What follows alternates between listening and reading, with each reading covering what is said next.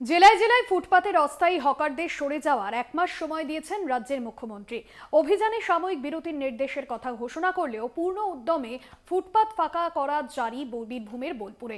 অন্যদিকে হকার উচ্ছেদের টানাপোড়েনের মাঝে সরকারি জমি বিক্রি করে টাকার বিনিময়ে অস্থায়ী স্টল বসানোর অভিযোগ বীরভূম জেলা তৃণমূলের কোর কমিটির সদস্যের। হকার সংখ্যা মোট সারা বাংলায় কত আছে? আমি কিন্তু প্রত্যেকটা district town same policy apply করবে। লোকাল হকাররা ডিসিশন নিয়ে রাস্তা ক্লিয়ার করবেন। আমি এক মাস আপনাদের টাইম দিলাম। আমরা কেউ ভাঙতে যাব না, উচ্ছেদ করতে যাব না। লোকালি কথা বলে নিজেদের মধ্যে ঠিক করবেন। বাদ বাকি ববি যে স্টল করেছে কর্পোরেশনে, সেই স্টলটা আরেকটু আপডেট করে সবাইকে সব মিউনিসিপ্যালিটিতে একই রকম দেবে, যাতে সবাই একটা মাথা রাখার জায়গা পায়। রাজ্যের মুখ্যমন্ত্রী মমতা বন্দ্যোপাধ্যায়ের হকার উচ্ছেদের সাময়িক বিরতির নির্দেশের পরও বীরভূমের বোলপুর পুরসভার হকার উচ্ছেদ অভিযান অব্যাহত। মহকুমা শাসক, বোলপুর পুরসভার চেয়ারপারসনের নেতৃত্বে শহর বোলপুরের শান্তিনিকেতন রোডের ওপর ফুটপাথ দখলমুক্ত করার অভিযান চলল শুক্রবারও। আমাদেরকে শুধু বলেছিল যে ফুটপাথের সামনে যে সেট আছে, অবৈধভাবে যে সব জিনিসপত্র রাখা হয় সেইগুলো সরিয়ে নেবে, নাহলে পৌরসভা দপ্তর থেকে এসে ওগুলো নিয়ে চলে যাবে, এইটুকু জানানো হয়েছিল। দোকান ভেঙে দেবে, দোকানের মাল বার করতে হবে, এই কথাটা কিন্তু উল্লেখ করেনি। মানুষ কি করে খাবে? কিটা কর্ম নাই, আর নাই জীবিকা কিছু নাই, এই দোকানদানি নিয়ে তারা কর্ম করে খাচ্ছিল, বুঝলেন তো, এই সব করে সংসার চালাচ্ছিল। এইটা হঠাৎ ভাঙিয়ে দিয়ে মানুষের কত ক্ষতিকর করলো। পাড়ায় পাড়ায় মাইকিং করে অবৈধ দোকানীদের সরে যাওয়ার নির্দেশ দিচ্ছে পুরসভা। পাশাপাশি মুখে মুখে ফুটপাথ খালি করে দেওয়ার বার্তাও ছড়িয়ে দিচ্ছে পুর কর্তৃপক্ষ।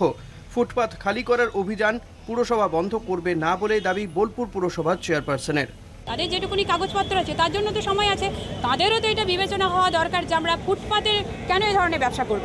সবাই জ্ঞানী গুণী মানুষ। আর একটা কথা দেখুন, 24 তারিখে ডিএম ম্যাডাম সভা করেছেন, এতদিন তো সবার আর কানে কানে চলে গেছে কথাটা, তো তারা তো সেরকম ব্যবস্থা করলেই পারতেন। অবৈধ হকার উচ্ছেদে পুরসভার কার্যাবলীতে ইতিমধ্যে খুঁত ধরা পড়েছে। ব্যক্তিগত মালিকানার জমিতে তৈরি দোকান খোয়ানোর অভিযোগ তুলেছেন এক ব্যবসায়ী।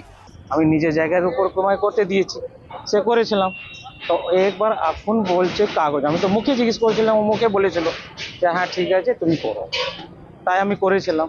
তারপর আমি এটা অন্যায় করি না, আমি পিছনে, তারপর ড্রেনে প্রায় 4 ফুট পিছনে আছে, ড্রেনে 4 ফুট পিছনে আছে, তবুও ভাঙলো কেন? বোলপুর জুড়ে হকার উচ্ছেদ নিয়ে ব্যাপক উত্তেজনা। ব্যবসায়ীদের সঙ্গে অভিযানকারীদের হাতাহাতি বচসার মাঝেই সরকারি জমি বিক্রির গুরুতর অভিযোগ সামনে এনেছেন জেলা তৃণমূলের কোর কমিটির অন্যতম সদস্য সুদীপ্ত ঘোষ। তার ফেসবুক পোস্ট নতুন করে হকার উচ্ছেদের জল্পনা বাড়িয়েছে। কারণ নাম না করে সোশ্যাল মিডিয়ায় মোটা টাকার বিনিময়ে সরকারি জমি বিক্রির অভিযোগ তুলেছেন সুদীপ্ত ঘোষ। যারা সরকারি জায়গা ব্যবহার করে আজকে ছিল দীর্ঘদিন ধরে, সেই জায়গাগুলো, সরকারি জায়গাগুলো বেচা কেনা চলছে। একে তো অবৈধ জায়গায় ব্যবসা করছে। আমরা হকারদের বিরুদ্ধে নয়, আমরা তাদের বিরুদ্ধে যারা সরকারি জায়গা অধিগ্রহণ করে ব্যবসা করছে সেই ব্যবসাদারদের বিরুদ্ধে। এবং সেখানে দেখা যাচ্ছে যে একটা কি বলবো, একটা দঙ্গল রাজ আরম্ভ হয়ে গেছে, দোকানগুলোকে বিক্রি বাটা আরম্ভ হয়ে গেছে। সরকার তৃণমূলের, বোলপুর পুরসভাও তৃণমূলেরই। টাকার বিনিময়ে সরকারি জমি বিক্রির অভিযোগ তুলেছেন তৃণমূলের নেতা। তাহলে সেই জমি বিক্রির টাকার বাঁটোয়ারা পাচ্ছেন কারা? প্রশ্ন জেলা বিজেপির। মানে সরকারি জমি 5 লাখ 6 লাখ টাকায় বিক্রি হচ্ছে, তার মানে এটা পরিষ্কার যে এই টাকা তাদের পকেটেই ঢুকছে, ইনডাইরেক্টলি তাদের পকেটেই ঢুকছে, এবং মানুষের কাছে একটা ভালো সাজার নাটক হচ্ছে। কেষ্টমণ্ডলের বীরভূমে সরকারি জমি বিক্রি হচ্ছে 4 লক্ষ টাকায়। যে জেলার দায়িত্বে খোদ মুখ্যমন্ত্রী মমতা বন্দ্যোপাধ্যায়, সেই জেলায় সরকারি জমি বিক্রি করার মতো এত বড় অপরাধ ঘটছে কি করে? প্রশ্ন ওয়াকিবহাল মহলের। কাদের মদতে লক্ষ লক্ষ টাকায় সরকারি জমি বিক্রি হচ্ছে? প্রশ্ন উঠছে একাধিক। বিরোধীদের অভিযোগ মোতাবেক শাসক দলের নেতারাই কি এই জমি বিক্রিতে লাভবান হচ্ছেন? জিয়ে থাকছে সেই প্রশ্ন। বীরভূম থেকে মনা বীরবংশীর রিপোর্ট, কলকাতা টিভি।